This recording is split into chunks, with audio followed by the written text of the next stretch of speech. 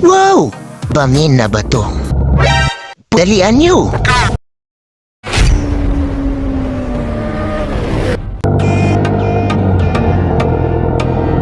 Patuloy ako sa aking biyahe, ang ika-6 na araw sa aking pinipindot mula Bacolod City hanggang Dumaguete City.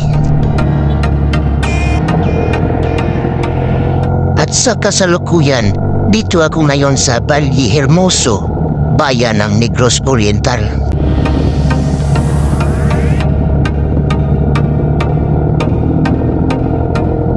At kasama ko pa rin ang 3 langaw na nakadikit sa kamera.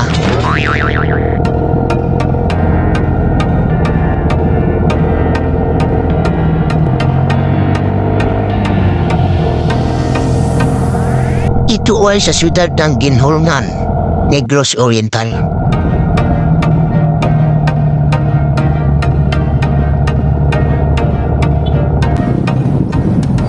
Bayan ng Himalalud, Negros Oriental.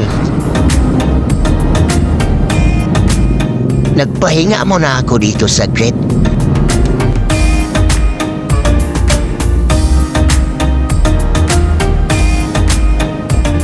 Ito ay sa bayan ng Tayasan. Maganda at malawak ang plaza dito. Maganda rin ang municipal hall.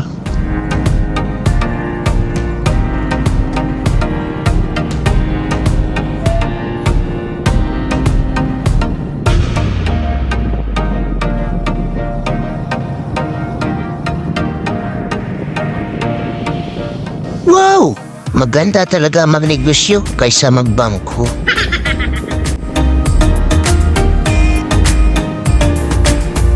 Ito ay sa bayan ng Bindoy.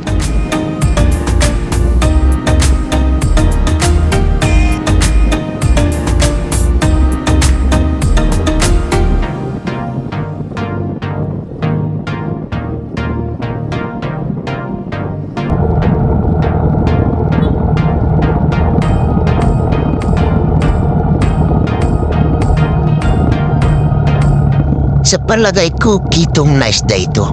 Kasi parang mabato ang dalampasigan dito.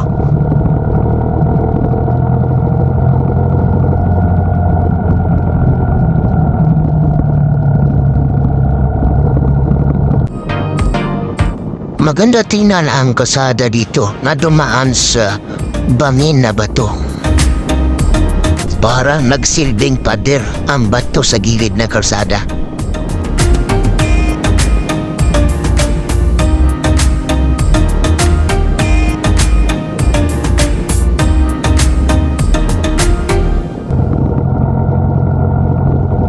Dito banda ay may malawak na kapatagan na taniman din ng mga tubo. At nawala na rin ang 3 langaw na nakadikit sa kamera.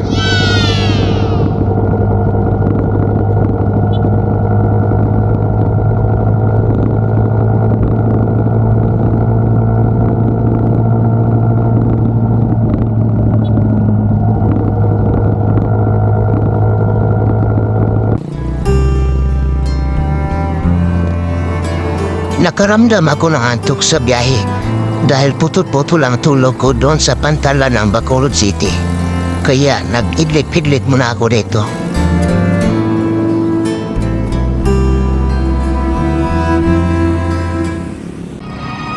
At nagpatuloy ako sa aking biyahe at dito na ako sa Bae City.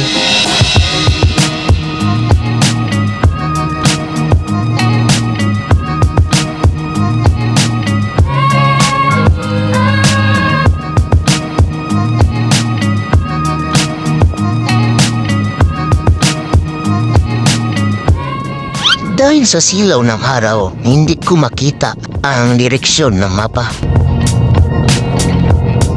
Sa unahan ng Bae City ay malawak na kapatagan na naman.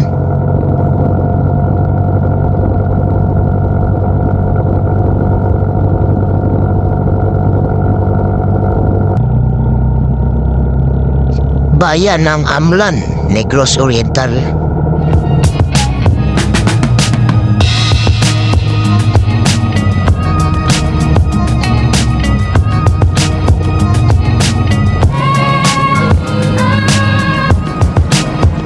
Ito naman ay sa bayan ng San Jose.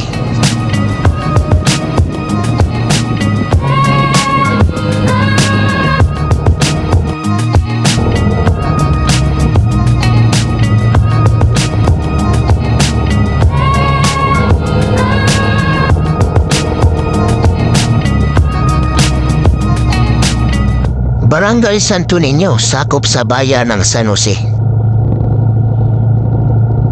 Mula dito ay kitang-kita na ang isla ng Cebu.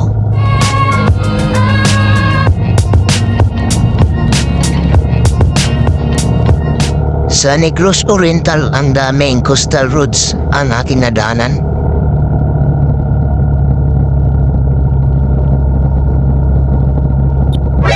Pwede pala sa second floor ang garage kung wala kang bakante sa baba. Dito rin, parang nagbabalak ang top 2 na mag-cutting classes. Sakop ito sa bayan ng Sibulan.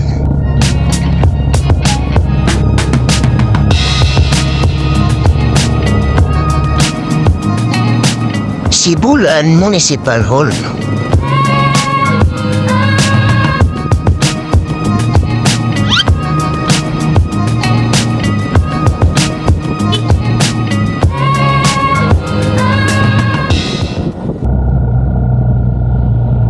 Papasok na ako ngayon sa siyudad ng Dumaguete.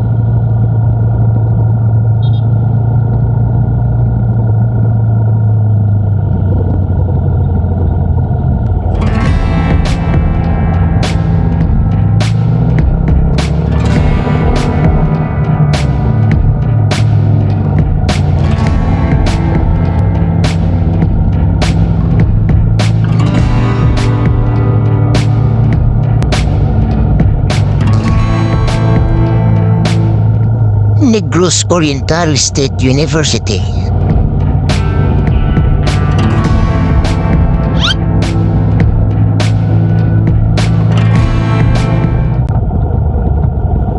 Dalian nyo! Nag-giveaway ako doon dahil mga estudyante at saka ang iba noon may mga lakad, no? Kaya importante sa kanila kaysa akin na nagro-road trip lang.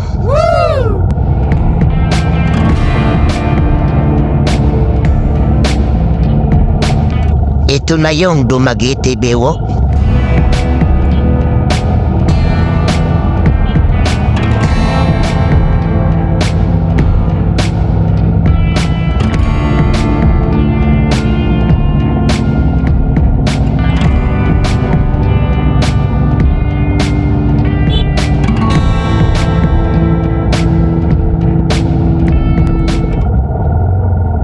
Mag-aalauna na ng hapon dumating ako sa Dumaguete Port at naghanap muna ako ng makainan para sa pananghalian.